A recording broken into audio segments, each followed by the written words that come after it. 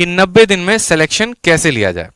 ठीक है, दिख रहा है ना, 90 डेज में सिलेक्शन कैसे ले, और ये आ जाता है लाइफ में अभी सबसे बड़ा क्वेश्चन मार्क।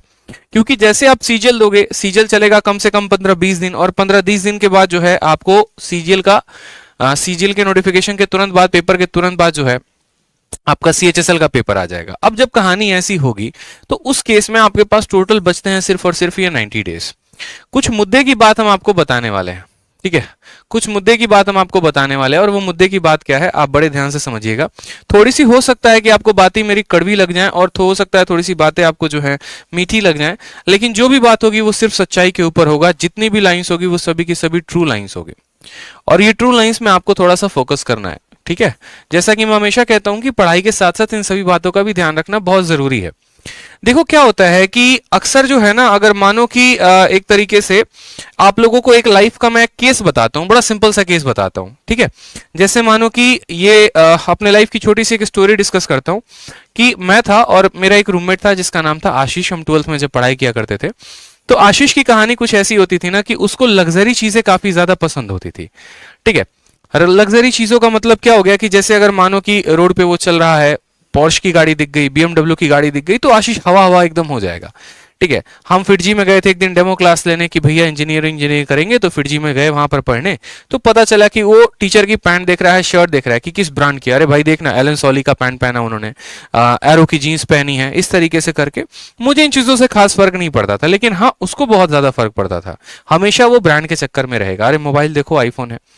तो मैंने एक चीज उसके लाइफ से नोटिस किया, मैंने एक नोटिस किया ना कि मुझे भी मतलब मेरे और उसके आसपास में ही वो चीजें मौजूद हैं, लेकिन उसी को वो चीजें क्यों दिखती हैं।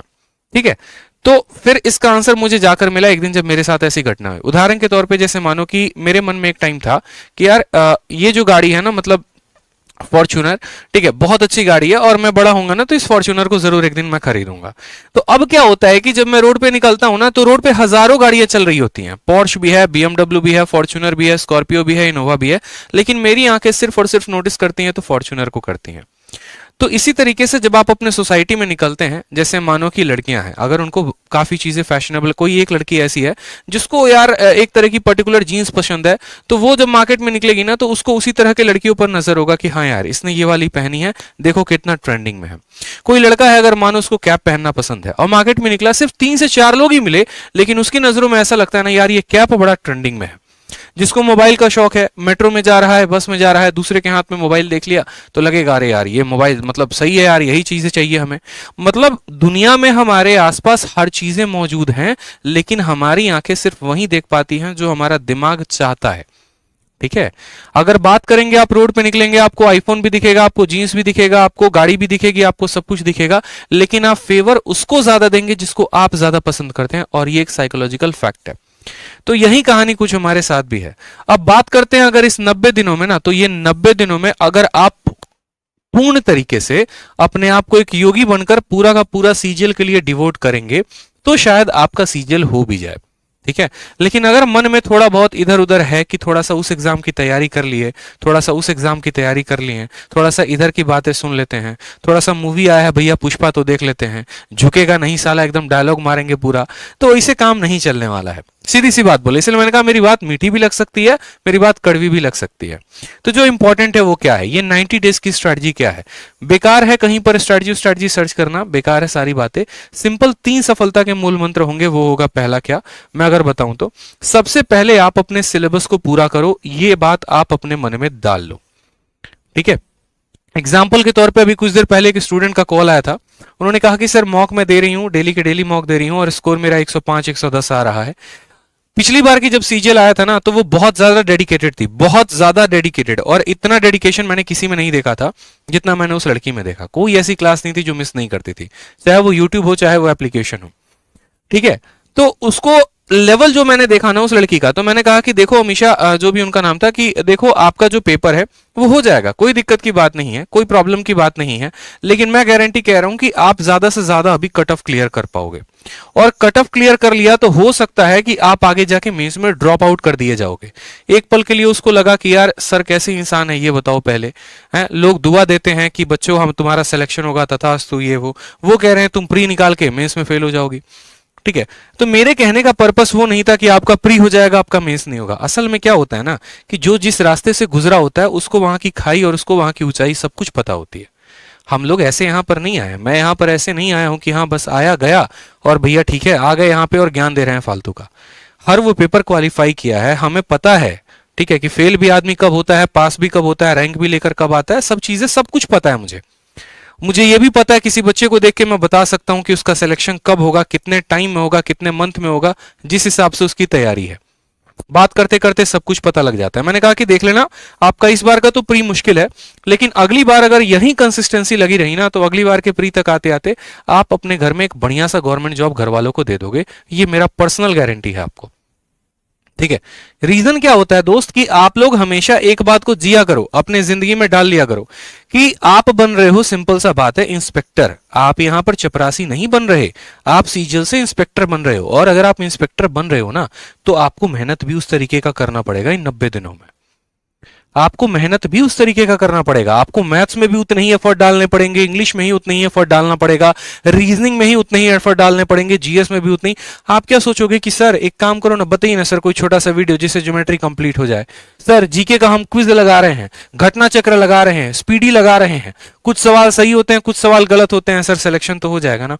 आप मेरे भाई, मेरे दोस्त, मेरे प्यारे भाई, आप सिंपल बता दो, अगर मैं इतना करूं तो क्या मेरा सिलेक्शन हो जाएगा क्या? अगर मैं ही इतना करूं तो क्या मैं इंस्पेक्टर बन जाऊंगा?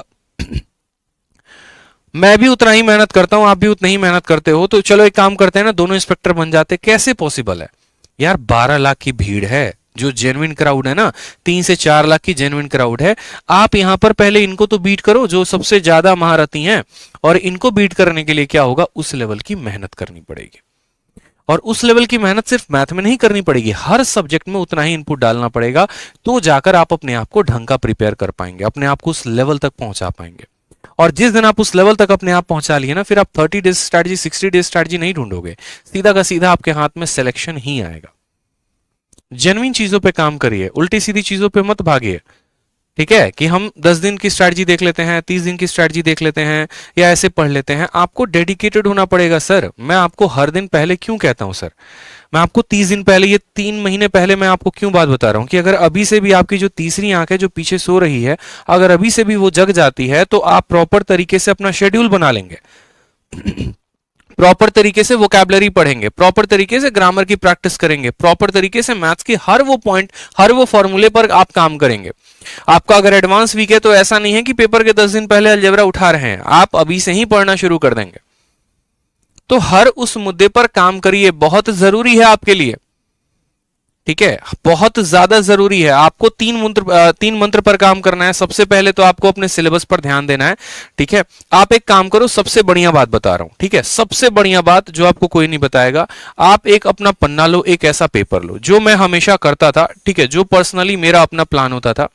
मैंने यहां पर क्या किया कि मैंने यहां पर 90 डेज का प्लान लिख दिया, और ये 90 डेज के प्लान में मैंने क्या मेंशन कर दिया, ये 90 डेज के प्लान में मैंने पॉइंट नंबर 1 मेंशन कर दिया कि भाई मुझे मैथ में फलाना फलाना फलाना फलाना टॉपिक्स खत्म करने हैं, ये मेरे टॉपिक्स हो जाएंगे और यहां पर ये मेरी बुक लिस्ट हो जाएगी, ठीक है। और साथ में मैं उसको एक टाइम भी दे देता था कि एवरेज, ऑन एन एवरेज मुझे 5 दिन के अंदर, 10 दिन के अंदर मुझे एक चैप्टर को खत्म कर देना है। उसी तरीके से इंग्लिश में भी हम अपना टाइम लिस्ट बना लेते हैं कि इंग्लिश में मुझे जो है यहां पर ग्रामर हो गया, वोकैब हो गया, इस तरीके से मुझे सभी चीजों को खत्म करना है, ठीक है।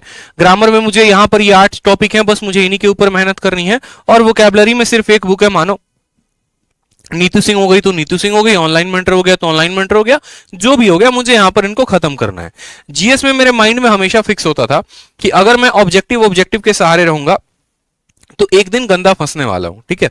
तो मैं कभी ऑब्जेक्टिव का सहारा लेता ही नहीं था। हमेशा मेरे मन में ये होता था कि एक काम करो, सबसे पहले जीएस के लिए तुम सब्जेक्टिव पढ़ लो, सब्जेक्टिव एक बार गो थ्रू हो जाओ। कहां से हो जाओ? तो लूसेंट सबसे बढ़िया किताब है, वहां से हो जाओ। कोई और किताब है तो तुम वहां से हो जाओ सब्जेक्टिव, और उसके बाद वहां पर बैठ के तब ऑब्जेक्टिव लगा लो, यानी सब्जेक्टिव और ऑब्जेक्टिव। इसके अलावा कुछ छोटे छोटे पर्चे भी बना लेता था मैं। पर्चे जानते हो? वो पर्चे नहीं जो एग्जाम में चीट करने के लिए लिए जाते थे। पर्चे का मतलब ऐसे हो गया जैसे फेमस दर्रे हो गए, फेमस पहाड़ हो गया, फेमस आपका पार्क हो गया, ठीक है, आपके बांध हो गए, ठीक है, भारत में पहला पुरुष हो गया, इस तरीके से कुछ स्लोगन्स हो गए, नारेज हो गए, इनके पर्चे बना लिए थे, कहीं कहीं से प्रिंट आउट निकलवा लिए थे जाके किसी किसी वेबसाइट से, जैसे ग्रेडअप हो गया वहां पर सबसे ज्यादा दिया होता है। ये पर्चे बनाने के बाद ठीक है, तब इनको प्रॉपर तरीके से रिवाइज करना। मतलब अगर मैं इस पे हमला कर रहा हूं ना, तो एक दिशा से नहीं, टोटल मिलाकर 3-4 दिशा से हमला होती थी मेरी। ठीक है, एक मेरा हो जाता था कि इसके मिसलेनियस पे अटैक करूंगा, दूसरा मेरा ये हो जाता था इसके ऑब्जेक्टिव पर अटैक मारना है, तीसरा मेरा ये हो जाता था यहां पर कि करंट अफेयर पर भी जोड़ देना है। ठीक है, इस तरीके से हमला होगा। फिर उसके बाद हम आते थे रीजनिंग पे। अब रीजनिंग में क्या होता है, एक बच्चा जो है वो जीवन में इस बात के मिथ पे जीता है, भाई का तो तेरा रीजनिंग कंप्लीट है, ठीक है, मेरा तो रीजनिंग बहुत अच्छा है, 50 में 50 तो आ ही जाएंगे। और यकीन मानो उस भाई को भी ये पिछले साल पता नहीं उसकी आंखें कब देखी होंगी, स्कोर 50/50 नहीं आता दोस्त। जिंदा आदमी इस उम्मीद में रहता है कि रीजनिंग अच्छा है और रीजनिंग में 50 में 50 आ जाएगा, बट नहीं आता है। क्यों नहीं आता है? क्योंकि देखो, अगर कोई चीज नहीं आती है ना, तो गुरूर नहीं करना है उस चीज का। ठीक है, घमंड नहीं करना है कि रीजनिंग आती है आती है आती है। हो सकता है कभी आप किसी दिन में उस घमंड के लपेटे में आ जाओ, उससे बढ़िया ये है कि आप उसको कॉन्स्टेंटली मेहनत करते रहो। करना दोस्त, एटीट्यूड जरूर दिखाना, गुरूर जरूर दिखाना, लेकिन जिस दिन हाथ में ज्वाइनिंग होगी उस दिन दिखाना, उस दिन शोभा भी देगा। अभी तो आपकी सीखने की उम्र है। अभी एक काम क्या करो कि रीजनिंग में जैसे मानो अगर कोई टॉपिक नहीं आता, आप उसको पूरा का पूरा पढ़ो प्रॉपर तरीके से, और अगर नहीं आता तो प्रैक्टिस करो। ज्यादा से ज्यादा मेरा मानना है कि अभी प्रैक्टिस के ऊपर जोर दो, उन सवालों के ऊपर जो सबसे ज्यादा कैलकुलेटिव है, ठीक है, जो नए पैटर्न के ऊपर पूछे गए हैं। कहीं से भी प्रैक्टिस करते हो, रीजनिंग की जो बुक है हमारी विक्रमजीत सर की, आप उससे प्रैक्टिस कर सकते हो, बहुत जबरदस्त बुक उन्होंने बना रखी है।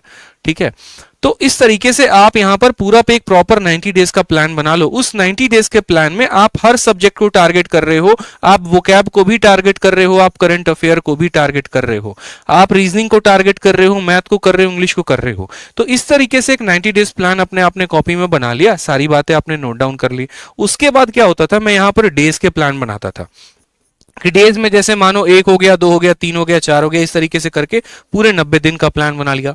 जैसे जैसे मेरा दिन बीतता था ना, मैं उसको ऐसे काटना शुरू करूंगा, अरे यार इतने दिन बीत गए, इतने दिन बीत गए, इतने दिन बीत गए। वो क्या होता है, एक साइकोलॉजिकल प्रेशर बनाता है माइंड के ऊपर, और हमें बार बार एक रिमाइंडर देते रहता है कि देखो इतने ही दिन बच गए हैं, अब नहीं पढ़ोगे तो कब पढ़ोगे, इतने ही दिन बच गए, अब नहीं पढ़ोगे तो कब पढ़ोगे। क्योंकि आज का समय ऐसा है ना, बेशक कोई कितना कह ले कि यार मैं अपने आप में बहुत महान हूं, या फिर एक तरीके से मुझे किसी की गाइडेंस की जरूरत नहीं है। बेशक आपको किसी की गाइडेंस की जरूरत नहीं है, मैं आपकी 100 बातें एग्री करता हूं, लेकिन हाँ, आज के टाइम में आपको अपने आप पे ही प्रेशर डालने की बहुत जरूरत है।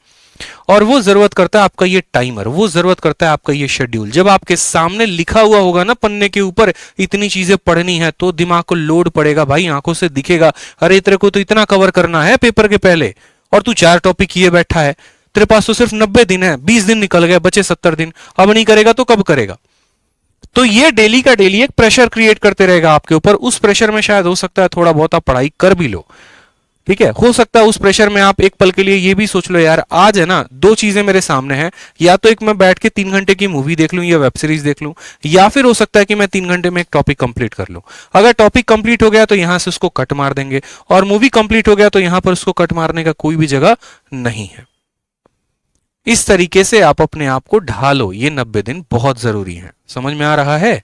और ये 90 दिन में जिसने काम नहीं किया ना, तो इसीलिए मैंने कहा 3 पॉइंट है। पहला पॉइंट हो गया सिलेबस, दूसरा पॉइंट हो गया प्रॉपर स्ट्रैटेजी, ठीक है, और तीसरा हो गया प्रॉपर, एक बात को जान लो दोस्त, रिवीजन। रिवीजन का मतलब क्या हो गया कि जो आप सिलेबस को पढ़ रहे हो उसका रिवीजन करो, और साथ में मॉक टेस्ट लगाओ। ठीक है, अभी तो आपकी उम्र मॉक टेस्ट लगाने की भी नहीं हुई है। और बच्चे क्या सोचते हैं, बच्चे सोचते हैं सिलेक्शन हो जाएगा, प्री में तो हम ही फोड़ेंगे और कोई नहीं फोड़ेगा। अरे यार, बाहर ऐसे ऐसे लोग बैठे हैं ना जो 400-400 500-500 प्री का मॉक लगा के बैठे हैं, और उनका अभी स्टार्टिंग स्कोर ही है ना मॉक में 150-160 होता है। आपका स्टार्टिंग स्कोर अभी 100-110 होगा। आप अभी कट ऑफ के लिए जद्दोजहद कर रहे होगे, वो कट ऑफ क्लियर करके बैठे हैं, उनको मेंस के लिए क्वालिफाई करना है, वो 190 के लिए बीट कर रहे हैं।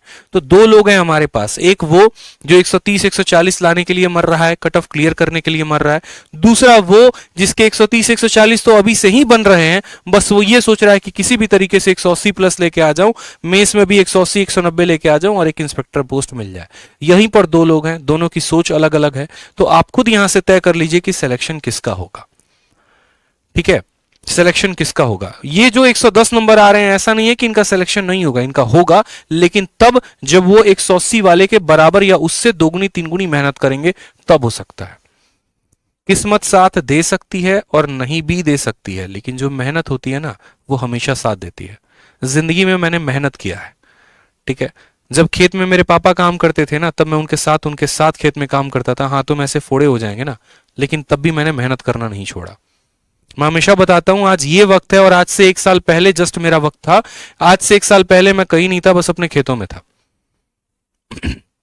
काम कर रहा होता था पिछले साल के अक्टूबर नवंबर के महीनों में, ऐसे कुल्हाड़ी लेके मिट्टी निकाल रहा हूं मैं अपने पापा के साथ। और 1 महीने 1.5 महीने के बाद मेंस था। जो मेहनत की थी ना भाई, उसका कोई सब्सटीट्यूट नहीं है। 2 घंटे 1 घंटे की मॉक में आप प्री में थक जाते हो।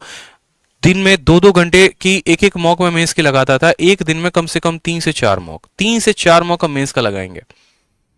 जब दिल्ली आए, यहां पर एक लाइब्रेरी ज्वाइन किया, यहां पर जाके 3 से 4 मॉक डेली लगाते थे। वो भी ये देखकर कि आसपास का माहौल इतना है, अगर मैं इतनी मेहनत नहीं करूंगा तो मैं फेंका जाऊंगा कहीं दूर, मैं किसी कोने में पड़ा रहूंगा, ठीक है। मेरे हाथ में हमेशा बेरोजगारी रहेगी और कुछ नहीं होगा।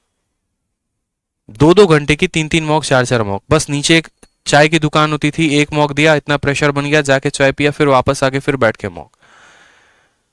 सुबह निकलते थे सूरज देखकर, रात को सूरज ढलने के बाद ही सीधा रात में 11-12 बजे आदमी निकल रहा है। बस वो 1 महीने अपने आप से प्रॉमिस कर लिया था कि ना लेफ्ट देखो ना राइट देखो, बस अपनी किताबों को देखो, अपने कंसेप्ट को देखो, बनाओ, पढ़ो कायदे से। वही तुम्हें जो है कामयाब बनाएगी, वही तुम्हें आगे लेके जाएगी। तो इस बात का ध्यान रखो, प्रॉपर तरीके से जो है पूरा एक अपना शेड्यूल बनाओ। आपकी कमजोरी, आपकी जो खासियत है वो सिर्फ आप जानते हो, आपके अलावा कोई नहीं जानता है। आपको पता है आपके वीक पॉइंट्स क्या हैं, आपको पता है अगर आपकी जीएस कमजोर है तो सर आप काम करिए ना उसके ऊपर। किसी और को थोड़ी लेकर आएंगे सर आप काम करवाने के लिए, भैया मेरा जीएस है तुम अच्छा करवा दो, ऐसे नहीं होगा सर। आप ही को ढूंढना पड़ेगा ना। आप या तो इंटरनेट को ढूंढिए, या आप किसी किताब को पकड़िए, या आप कहीं और पे पकड़िए, लेकिन हाँ जो भी है आप प्रॉपर तरीके से डिसाइड कर लीजिए, मेरा वीक पॉइंट है मैं इसके ऊपर काम करूंगा, ठीक है। तुम्हारा वीक पॉइंट है, अगर मानो कि आपका वीक पॉइंट है जीएस की तरफ, तो आप जीएस के ऊपर ज्यादा फोकस करो। वोकैबुलरी है तो वोकैबुलरी के ऊपर ज्यादा फोकस करो। हर जगह अपने आप में अच्छा है, हर जगह अपने आप में बहुत बेहतरीन है। आप अपने घर से भी पढ़ाई कर सकते हैं, बाहर से भी पढ़ाई कर सकते हैं, कहीं से भी आप पढ़ाई कर सकते हैं, कोई परेशानी की बात नहीं, लेकिन बस पढ़ाई आपको करना है, ठीक है। कुछ सोशल डिस्ट्रैक्शंस हो जाते हैं जिसके ऊपर थोड़ा काम करो। अगर किसी चीज पे लगता है कि समय ज्यादा जा रहा है तो अपना प्रॉपर एक शेड्यूल बना लो कि इसको बस इतना ही लिमिटेड टाइम एक देना है, इससे ज्यादा नहीं। चाहे वो मोबाइल पर किसी से बात करना हो गया, किसी के साथ घूमने जाना हो गया, ठीक है, या परिवार का कोई भी एक तरीके से काम हो गया, तो अभी कुछ देर के लिए होल्ड कर सकते हो, क्योंकि एक बार आप बेहतर हो गए ना, आने वाली आपकी जितनी भी पीढ़ी है ना वो मौज करेगी, मैं गारंटी दे रहा हूं। क्योंकि एक इंसान के ऊपर आज के टाइम में 3 जनरेशन का जो है रिस्पॉन्सिबिलिटी होता है। अगर मैं हूं ना तो मेरे ऊपर मेरा खुद का रिस्पॉन्सिबिलिटी है, जो मेरी अपनी जनरेशन होगी, जैसे मैं हो गया, मेरी वाइफ हो गई, ठीक है, मेरे भाई हो गए, मेरी बहन हो गए, वो हो गए। एक मेरा पिछला जनरेशन, जैसे मेरे पापा हो गए, मेरी मम्मी हो गई, मेरे दादा हो गए, मेरे चाचा हो गए, वो ठीक। और एक मेरा आने वाला जनरेशन, जैसे मेरा बेटा हो जाएगा, मेरी बेटी हो जाएगी, मेरे जो आने वाले पूरी की पूरी हायरार्की होगी।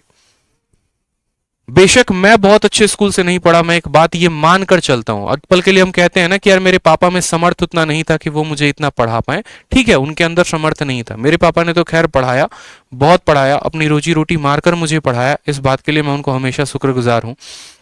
बट एक एग्जाम्पल दे रहा हूं कि मानो लाइफ आपको आज सबसे बेस्ट रिसोर्स नहीं देती है, ठीक है, आपके पास उतने पैसे नहीं है कि आप शहर जाके पढ़ाई कर सको, ठीक, लेकिन आप तो अपने आप को इतना काबिल बना लो कि कल के दिन आपका बेटा आपसे ये बात ना बोले। आप बताओ, पहले आप अपने आप को उस काबिल नहीं बना रहे और फिर आपका बेटा भी वही एक्सक्यूज देगा जो आप एक्सक्यूज दे रहे हो। इससे बेहतर यह है कि आप उसके लिए एक बढ़िया सा प्लेटफॉर्म तैयार करके दो, और वो तब दोगे जब आप अगर अच्छे स्कूल में नहीं पढ़े, अगर आप उसको अच्छे स्कूल में पढ़ाने का सोचते हो, वो तब पॉसिबल है जब आप उस लेवल की मेहनत कर रहे हो, आप उसको कुछ गिफ्ट में दे रहे हो, एक तरीके से एक बोलते हैं ना विरासत में मिली है, तो ये आपकी कामयाबी से उसको विरासत में मिलेगा, और इसके लिए बस आपको मेहनत करनी पड़ेगी, ठीक है। समझ में आ गया बात? मन लगा के पढ़ो भाई, बस और कोई दिक्कत की बात ना है, ठीक है। बाकी चीजें सब साइड कर दो, पड़ोसी वड़ोसी की सब बातें साइड हो जाती हैं, कोई फर्क नहीं पड़ता, बस आप ढंग से अपने ऊपर मेहनत कर लो, ठीक, ताकि आने वाली पीढ़ी कम से कम बोल सके कि हाँ भाई साहब ये हमारे लिए कुछ छोड़ कर गए, कुछ अच्छा करके गए, देश के लिए भी कुछ अच्छा कर लोगे आप, ठीक। और छोटी छोटी चीजें हैं ना, छोटी छोटी चीजें पे आप काम करो यार। मैं आज यही बात हो रही थी मेरी अनिल सर से कि एक वो दिन था कि सर जब यहां पर व्हाइट बोर्ड लगा होता था, डिजिटल बोर्ड नहीं था सर, व्हाइट बोर्ड था, मार्कर से आते थे, पढ़ाते थे, 5 बच्चे 10 बच्चे लाइव देखा करते थे, 20 बच्चे लाइव देखा करते थे। सर हमने तो शुरुआत वहां से की है, हमें तो सर डूबने का डर ही नहीं है, क्योंकि हमने तो शुरुआत ही 0 से की है। आज 1000 बच्चे लाइव देखते हैं, कल हो सकता है 10,000 बच्चे लाइव देखेंगे, एक दिन 1 लाख बच्चे भी लाइव देखेंगे, वो भी पल आएगा।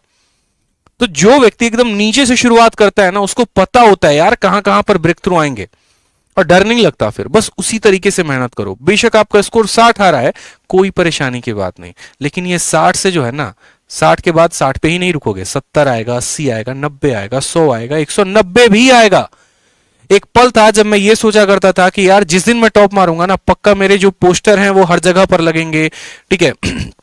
किसी पर्सन से मेरी एक दोस्त था, उससे लड़ाई हो गया था, तो मैंने सोचा था कि चल ठीक है यार, कोई बात नहीं, अपना जो है जिस दिन टॉप मारूंगा इसके घर के सामने अपने पोस्टर लगवाऊंगा।